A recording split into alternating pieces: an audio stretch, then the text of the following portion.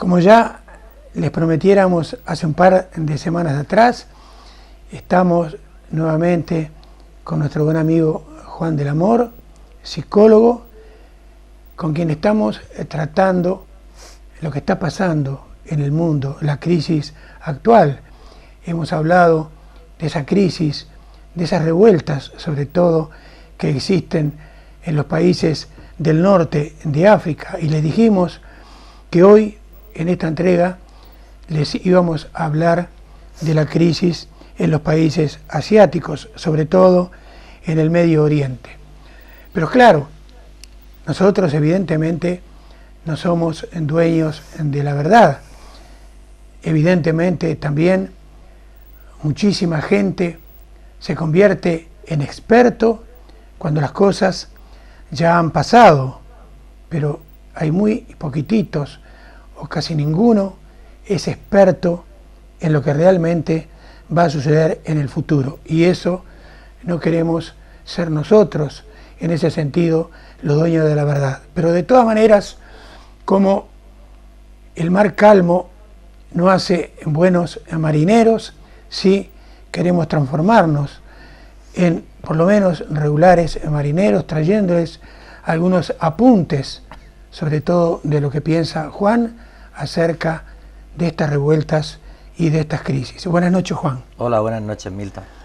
En primer lugar, preguntarte hasta dónde pueden llegar estas revueltas que ahora también ya han comenzado allí en los países del Oriente Próximo.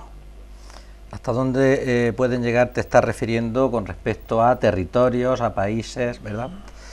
Pues sí, es complicado. Hombre, yo también me gustaría comentar que, bueno, que sí, que son opiniones particulares, pero que realmente cuando uno se informa, investiga, se da cuenta que cantidad de analistas importantes, no coinciden tampoco, ni en la interpretación, que ahí, bueno, con respecto a las causas bastantes coinciden, pero no lo interpretan igual y ni siquiera en el futuro inmediato. Y al hilo de lo que has comentado, Milton, es verdad. Yo recuerdo en la universidad que nos hablaban de que el buen historiador no era solamente el que sabía leer la historia, el que sabía interpretar la historia, el que podía incluso hablar del presente en base a ese pasado, sino el que era capaz de hacer una cábala, es decir, el poder estructurar, organizar el futuro en base al pasado. Pocos historiadores son capaces de hacerlo, y ese era el buen historiador. El buen analista, como tú has comentado, sería el que fuera capaz de interpretar el futuro, aunque fuera inmediato, y eso es muy complicado y muy difícil. ¿Hasta dónde va a llegar este tipo de revuelta? Pues es complicado también saberlo, y complicado porque no ya solo porque sea una necesidad, porque lo que está claro, Milton, yo creo que, y hablando así en sana paz, de que se ven las cosas, se interpretan los acontecimientos, es que el mundo en África, el mundo árabe, está enfermo. Y esto lo quiero aclarar, lo que estoy diciendo ahora. No es que los occidentales no estemos enfermos, pero todo el mundo sabe que no todas las enfermedades son iguales, ¿verdad? Entonces, la enfermedad siempre es el producto de algo. Estábamos hablando con el realizador, ¿verdad? Y ahora, tristemente, pues tiene una enfermedad, y eso tiene que ser producto de algo, de una exposición a la intemperie. El organismo no ha reaccionado bien, a veces cuestiones psíquicas luego se van materializando, se van somatizando. Es decir, la enfermedad es que algo no funciona. Y está claro que en el mundo árabe, en África, en Próximo Oriente, que es lo que estamos viendo en estos países que ahora se están produciendo revueltas, socialmente están enfermos. ¿Y enfermos de qué? Pues están enfermos de pobreza, están enfermos de falta de expresión, están enfermos de no contar con futuro, están enfermos de hartazgo ya de que se pasen con ellos, de que abusen de forma generalizada. Porque claro, una cuestión es, pues qué te voy a decir yo, que se cometa una injusticia conmigo. Pues vale, oye, pues mira, mal está, defiéndete. Pero otra cuestión grave es que se cometan injusticias de forma global a un pueblo. Eso es algo terrible. Pero, si me permiten, más terrible es que haya otros pueblos que consientan y que permitan con su pasotismo que esas circunstancias se perpetúen. Porque yo creo que siguiendo en esa sana paz y en el ánimo de no ofender a nadie, porque estamos nosotros ahí implicados, Occidente tiene mucho que ver en esta situación, en que se haya perpetuado y en el que se esté ahora de alguna manera produciendo esa fuerza terrible de lucha contra la injusticia. ¿Por qué? Pues porque todo el mundo sabe, España, Italia, Francia, verdaderamente pensamos que le interesa, que nos interesa, vamos a ponernos en ese plural, que haya una revuelta en Marruecos. Verdaderamente interesa, fíjate, voy a decir una cosa, ¿nos interesa que haya una revuelta en Libia? Nos está perjudicando. ¿Le interesa a Estados Unidos que haya una revuelta en Oman, que haya una revuelta en los países que están pegados? La de Egipto mismo tampoco le ha interesado. ¿Por qué? Porque su compromiso está con Israel. Y lo que interesa es que haya paz. Ojo, el tipo de paz del que yo estoy hablando ahora. Que no es la paz activa, que no es la paz de lucha, que no es la paz de justicia y que no es la paz del ser humano. Es una paz hipócrita, es una paz de injusticia y es una paz de amenaza y de miseria con el ser humano. Entonces, por eso vengo a decirte, es complicado. ¿Hasta dónde va a llegar? Pues hasta donde el ser humano que está sufriendo quiera y pueda, porque vamos, ahí en Libia, como estás viendo tú y estoy viendo yo, que casi sin media, pues sí que a veces dicen que dialogan con Estados Unidos y tal, pero están luchando. ¿Hasta dónde van a llegar? No, están solos. Ahora, Juan, yo diría, y es un ejemplo palpable, David y Goliat. ¿Por qué digo esto? Porque son movimientos populares, pero movimientos populares se han alzado ¿con qué tipo de apoyo? Porque evidentemente, reitero lo de David y Goliat. En el caso de Gaddafi, por ejemplo, tiene su ejército que bombardea. Ahora he leído por ahí, he sentido por ahí, que el mismo Estados Unidos se iba a implicar a través de Obama de armar, digamos, a los insurgentes. ¿Qué tipo de apoyo están teniendo esos, yo diría entre comillas, movimientos populares? Ya, pues tenemos que partir vamos, yo creo, siendo honrados con nosotros mismos, de que no lo sabemos, ¿verdad? Y a partir de aquí, cábalas. ¿Qué dicen parte de Occidente en su examen sencillo de la situación? Y además interesado. Dicen, bueno, pues claro, esto está apoyado, está auspiciado, está fomentado por los islamistas radicales.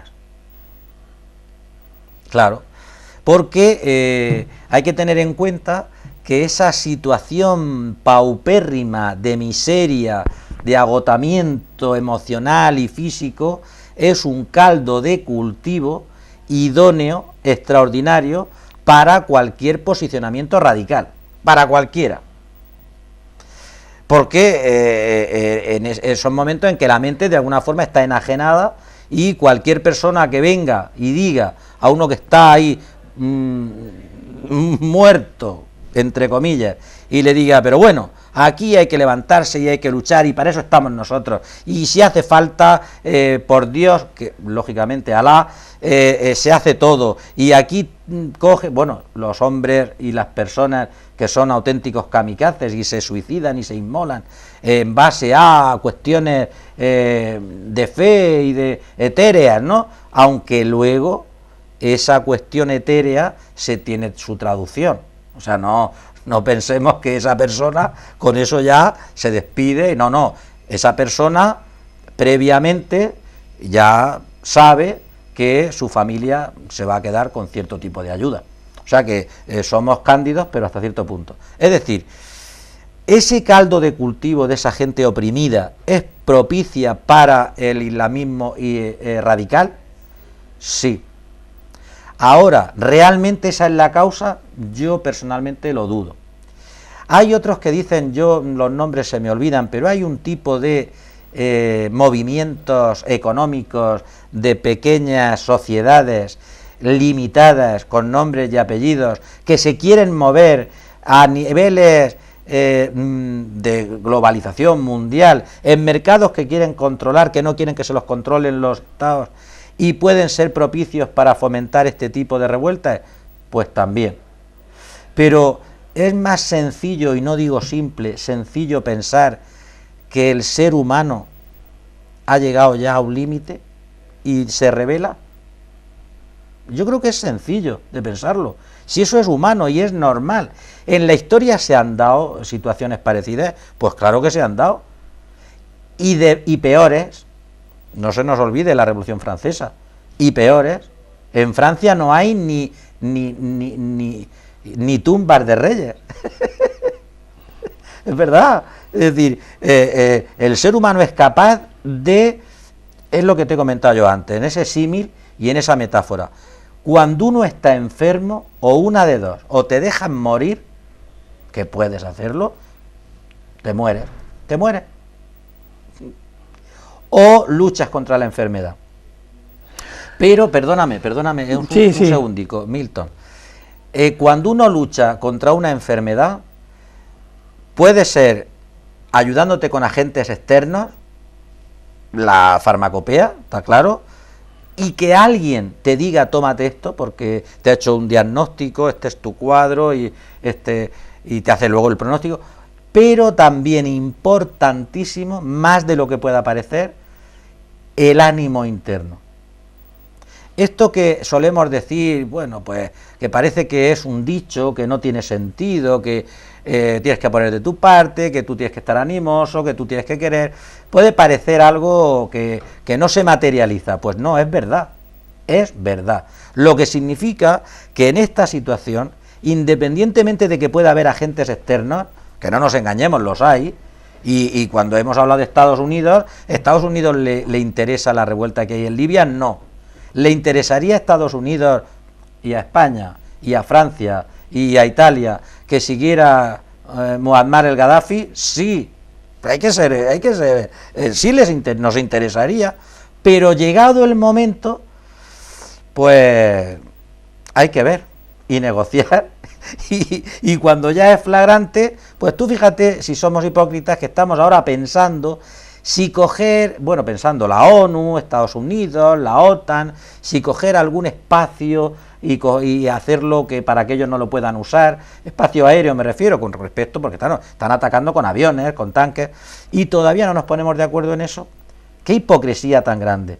Luego, y termino el razonamiento, estas personas, independientemente de los apoyos externos, de las pastillas, de los médicos, de los especialistas, internamente tienen una fuerza, y es la que vale, como la del enfermo, que es la que te salva, la que te saca de la situación, la que te lleva al cambio, sea mejor o sea peor.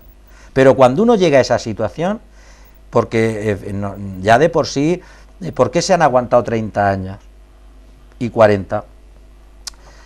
Pues porque el ser humano somos muy proclives a no cambiar. Al pasotismo. ¿Verdad que sí? Sin embargo, es curioso porque la mente siempre está cambiando, la naturaleza siempre está cambiando, todo es un continuo cambio. Todo. Y sin embargo, hay que ver lo que nos cuesta, pero cuando te decides al cambio es el cambio y se ha acabado. Y da igual si es a mejor, si es a peor. Hombre, uno quiere a mejor, lógicamente, pero lo importante es el cambio ya, y el cambio no puede ser en principio para el que está luchando de la nada a peor, tiene que ser a mejor.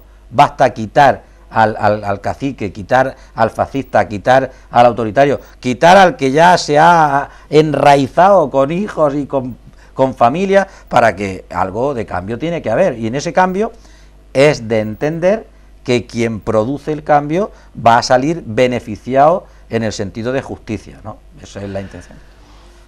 Juan, dentro de mi soberana ignorancia al respecto, con respecto al pasado, presente y mucho menos al futuro de estas revueltas, hay algo que a mí me ha llamado la atención, a lo mejor me equivoco, pero viendo la televisión, escuchando la radio, leyendo la prensa, en fin, los medios de comunicación, pienso yo, digamos que están apoyando, están a favor de estas revueltas.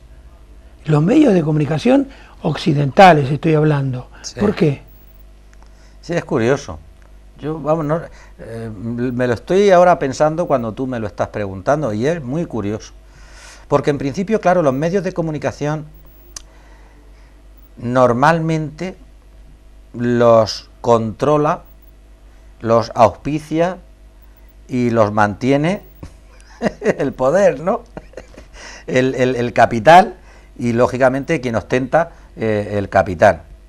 Pero claro, también es cierto que ante ciertas situaciones, no todas, porque no todas salen en los medios de comunicación, los medios de comunicación sí que los auspicia el capital, pero ojo, que un medio de comunicación sin clientes, porque si mañana se entera, pues cualquier radio, no nombro a ninguna, pero bueno, que no la oye nadie, ¿verdad? Si mañana se entera Telecinco por las cuotas estas de audiencia que hubieron 3 personas viendo El hermano encerrado, pues acabarían quitándolo, ¿no? ¿Qué significa lo que yo quiero decir ahora? Pues quiero decir que los medios de comunicación, independientemente de quién los lleve, quién los auspicie, pues forman parte del teatro hipócrita de la vida. Y entonces, pues tienen que ir a lo que llega al corazón de la mayor parte. Vamos a ver, ahora mismo, al corazón nuestro, Milton, tuyo y mío. ¿Piensas que puede llegar con lo que ya estamos sabíamos, pero sabemos más ahora, de Muammar el Gaddafi y toda su familia? No puede. Todo lo contrario, porque antes te he enseñado que lo podemos ver ahí todos los hijos, es decir, pues no, pero esto clama al cielo, porque entre otras cosas yo no me puedo identificar ni con él ni con sus hijos. ¿Con quién me puedo identificar yo y la gran masa humana que vemos la tele y que consumimos televisión y radio y prensa? Pues con la gran mayoría, en ese caso de ese pueblo, oprimidos. Entonces, claro, te llega más al corazón. Luego entiendo yo que los medios de comunicación tienen que darle al público lo que pide, pero por otro lado, en esa hipocresía de que no sacan todo lo que tendrían que sacar. Porque a fin de cuentas no deja de ser una película. Claro, imagínate que nieva en mi tejado mañana y ponen la imagen y dicen: en Cejina ha caído un nevazo de 15 centímetros y ponen las imágenes de mi tejado. Cosa, bueno, estoy diciendo una cuestión rara, pero bueno, que pongan un charco. Dicen verdad, sí, es verdad. Allí hay un charco y ha llovido. ¿Inundaciones? Pues no, perdona, no. Es decir, las películas son películas, los fotogramas son fotogramas, y la realidad es mucho más rica, mucho más amplia, y se puede desdibujar y se puede mentir diciendo la verdad. Antes de seguir, permitime un pequeño chajarrillo. Yo contaba en alguna semana anterior que Bucaram, el presidente de Ecuador, sí, tiene un hijo, Dalito Bucaram, que jugaba donde el padre compraba un equipo. Sí. Ahora me contabas, antes de comenzar la entrevista, Cuéntale a la gente lo que Sí. me contabas acerca de uno de los hijos Sí, del presidente libio. pues es que me llamó la atención precisamente por aquel comentario que tú tuviste. El otro día pues saqué, míralo, aquí 1, 2, 3, 4, 5, 6, 7, 8 hijos. Bueno, 7 hijos y una hija de los que, vamos, reconocidos así. Todos los tiene situados, me estoy hablando de Muammar el Gaddafi, situados en puestos claves. Y yo me sigo la broma, lógicamente, debe de ser el más tonto que lo pone, digo debe de ser, porque comparado con el resto, empresarios, arquitectos, seguridad nacional, empresarios, jefe de la policía, abogada, por ejemplo, la hija abogada, que se llama Aisha, pues estuvo en el equipo de abogados que defendió a Saddam Hussein cuando el juicio que tuvo en el 2004, que después acabó con la sentencia de muerte y lo ahorcaron. La hija de Muammar el Gaddafi. Bueno, pues esto del más tonto pues, es una broma, ¿no? Pero me imagino que por ahí van los tiros.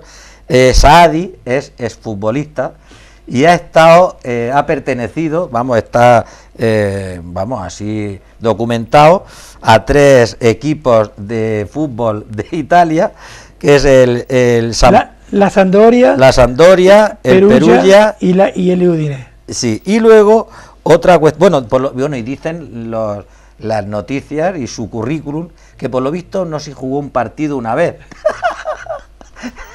Sí, sí. Y otro detalle, que también estuvo en la directiva de la Juventus, que compró, bueno, el 7,5% del total de esa empresa de la Juventus. Bueno, pues, bueno, aparte es el presidente, lógicamente, de la Federación de Fútbol de Libia, como debe de ser, ¿no? Es decir, sí, efectivamente, esto es una cuestión que no es de Ecuador, sino que se repite en una constante en todos los dictadores que se quieren perpetuar, y es así. Ahora, Juan, ¿qué sectores te parece que tienen la hegemonía en esa, yo diría, mal llamada, así entre comillas, unidad popular en esos países donde son tan variopintos? ¿Qué sectores tienen la hegemonía en estas revueltas? Sí, mira, hay que pensar que, claro, estas revueltas no nacen porque sí, lógicamente hay un caldo de cultivo, pero también tenemos que pensar que en esos mismos países, poco organizadas, poco respetadas y con poca actividad política, había y hay una oposición.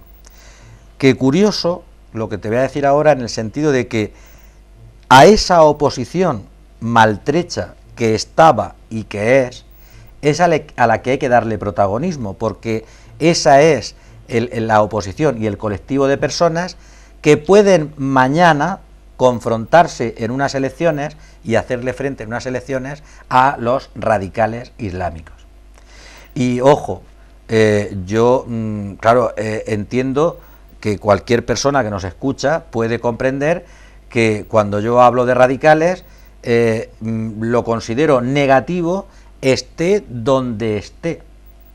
Es decir, el radical, el extremista, el fascista, para mí está de más, porque basta que se adueñe de la verdad para que el resto nos quedemos sin ella.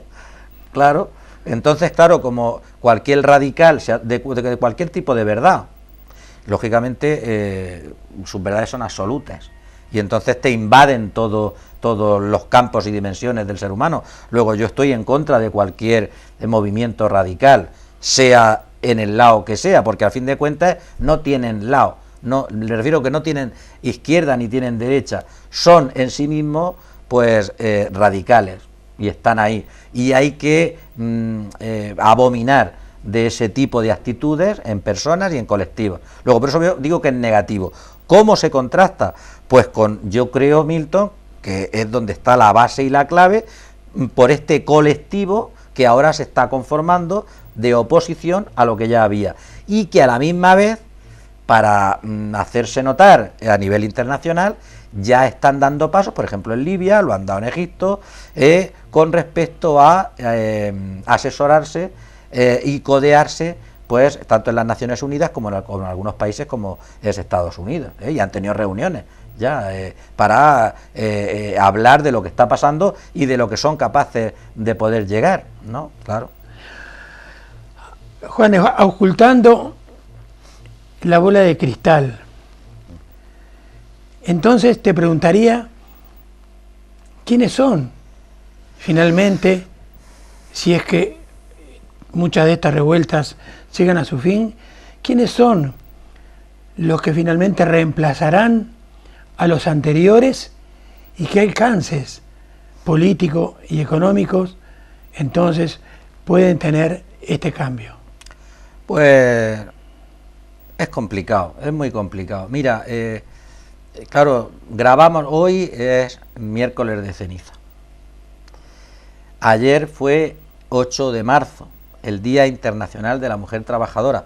100 años que se quiere recordar pues aquellas mujeres que murieron en una fábrica de Estados Unidos. Bueno, hay otras razones para celebrar 100 años. Hace 40 años de las mujeres en España trabajaban un 27%. Ahora, en la actualidad, en España de todas las mujeres trabajan el 56%. Y hay una diferencia media de sueldos trabajando en los mismos puestos laborales de hasta un 20% entre hombres y mujeres. ¿Qué quiero decirte con esto? Pues que la historia no se hace de hoy para mañana. Las tradiciones no son en 5 o en 10 años. Llevamos 30 años nosotros de Constitución y sigue inmaculada, aun sabiendo muchos partidos políticos que hay cuestiones que no funcionan, empezando por la ley electoral. Es decir, esto tiene que enraizar, y ahora viene un momento crítico, es decir, este colectivo que hemos dicho que con suerte y pensando en positivo y siendo un poquito hermanita de la caridad en los pronósticos, mañana coge el poder de un país, dependerán también del exterior porque son débiles, dependerán de Europa y de Estados Unidos para sanear la economía, para volver otra vez a... estarán ahora, porque yo me imagino que la OPEP se tiene que estar planteando aumentar su producción para contrarrestar, porque a la fuerza tendrán que contrarrestar que Libia ahora no vende. Claro, entonces es una situación complicada y difícil. Y luego tendrán que competir en esa democracia en pañales con otros colectivos mucho más fuertes que infunden más miedo y más terror en la población, como son los, hablando de Irán, los ayatolá, ¿no? los radicales, los extremistas. Es decir, es una situación complicada. Entonces, ahora, por ejemplo, ¿quién es partidario de que haya una intervención en Libia? Muy complicado, porque incluso un ministro de Italia dijo el otro día que no hubiera intervención, ni de la OTAN ni de Estados Unidos, porque se crearía la Tercera Guerra Mundial. Es decir, eso me parece exagerado, pero bueno, porque también se intervino en Irak y que yo sepa no está la Tercera Guerra Mundial. Es decir, ¿qué situación se va a crear? Complicada. ¿Qué puede ser lo ideal? Lo ideal, según criterio nuestro, y pues que Occidente esta vez sí ayude económicamente en formación a estos países, a ese colectivo emergente de personas, porque otra cuestión que se dice mucho y yo creo que no llegamos a captar la importancia que tiene, la clave de un buen futuro es la educación, así de sencillo. La formación, la educación es la clave más importante. Ahora Abdalá, que yo creo que tú lo tienes que conocer, ¿no?, de los Emiratos Árabes, que persona mayor, medio enfermo, pero todos los emires y todos los príncipes, lo que él diga, ¿se ha preocupado de darle formación a la población? No. Claro, pero es que es así. ¿Y son ricos? Sí. ¿Y la población no hay paro? También. ¿Y están todos contentos? Pues según ellos sí. ¿Quién tiene la formación? ¿Quién es empresario? ¿Quién es arquitecto? ¿Quién es abogado? Pues aquí los tienen los nombres. Si allí son con nombres y apellidos. Entonces, la clave está en la educación, está en la formación. Si Occidente se preocupara, porque además, fíjate que no estoy hablando de caridad ni de altruismo, estoy hablando de una pura justicia, porque creemos en la globalización cuando quiero bajarle el precio o subírselo, o cuando quiero aprovecharme de aquella materia prima, pero no creo en la globalización con respecto a que se generalice la educación, que por cierto, ese es el lema de este año, del 8 de marzo de la mujer trabajadora. Lo que se quiere es que se generalice la formación, el acceso a la educación, a la formación, a las nuevas tecnologías de la mujer. Pues eso es la clave de que se pueda funcionar. Y lógicamente, ya lo hemos hablado alguna vez, los valores de todos los pueblos no son iguales. Y del pueblo árabe tiene unos valores que no tienen por qué equipararse a los nuestros, pero si entienden que los valores importantes de la democracia son los que les conviene, pues esos serán los que tienen que perseguir. Si esa democracia les da trabajo, les da educación y les da perspectivas de futuro. Y para eso hay que ayudar. No solamente para venderle armamento. No, porque te beneficias tú. Si es que lo curioso es que Occidente se beneficia. Porque nosotros no somos, no debemos de ser los dictadores de Próximo Oriente ni de África. Tenemos que ser los acompañantes en este mundo global, este mundo globalizado, de que se generalice la educación, porque así podrá haber más democracia. Y realmente ahí estará la riqueza de la humanidad, ¿no? Muy bien, como última pregunta por el día de hoy, y sin temor a ser redundantes, te digo, al fin y al cabo entonces, ¿qué quieren? ¿Qué desean? ¿Qué persiguen estas revueltas en estos países? Y volver a hablar acerca, sin temor a equivocarnos o a ser pitonizos, ¿qué pasará después? Pues mira, resumiendo y simplificando, lo que se pide es la dignidad, lo que se lucha por la dignidad de la persona, se lucha por la libertad de expresión, por la libertad de movimiento, por la libertad de opción, y se lucha por poder labrar un futuro. Y yo estoy convencido de que, aunque hayan sido la mayor parte jóvenes, que están luchando por sí mismos, porque los padres, dices tú, oye, son gente mayor, están luchando por las generaciones venideras. No, lo que les interesa es el ahora, y esos son los jóvenes.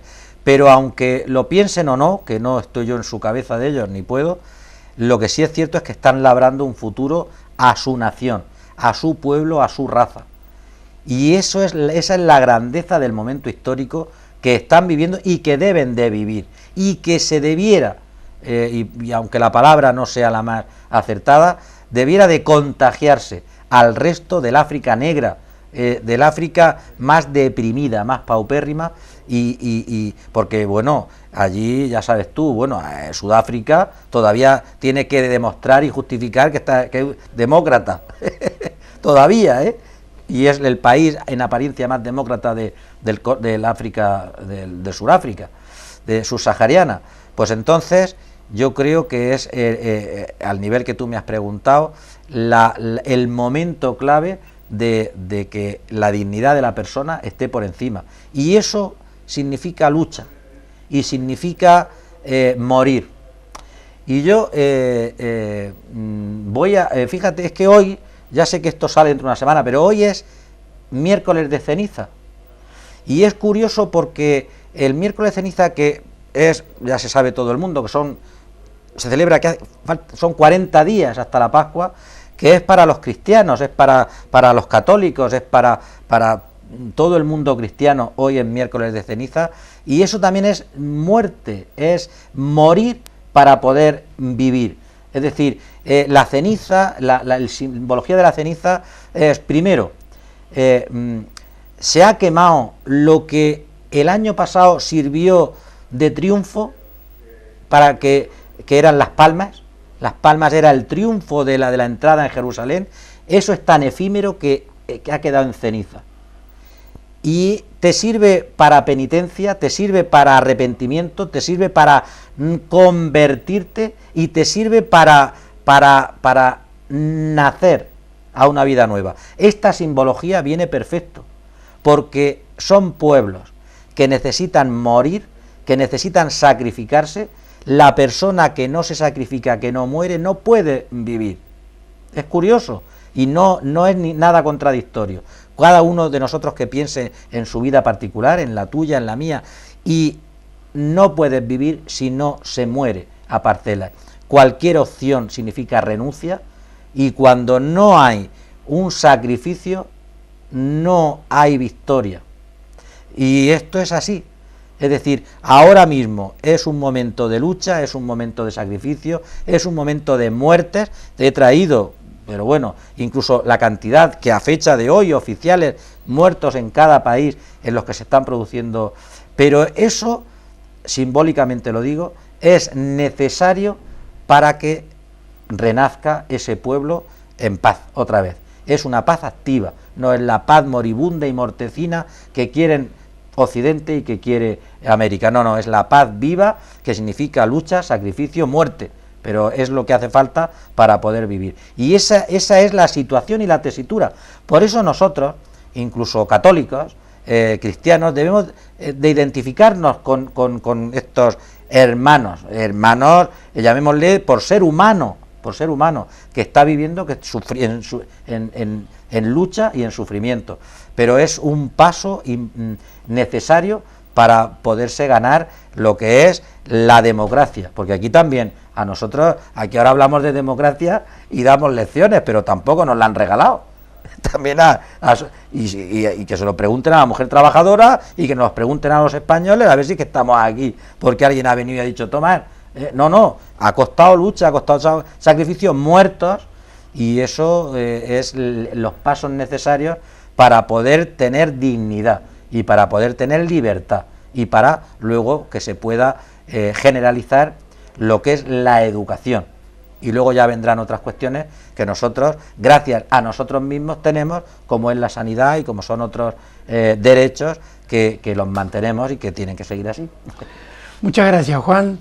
Dentro de un par de semanas nos volvemos a reunir, seguramente para hablar de algún nuevo tema, y a ustedes decirles que a través de lo que Juan nos ha dicho, evidentemente el hombre realmente se descubre cuando se mide a un gran obstáculo. Hasta la semana que viene.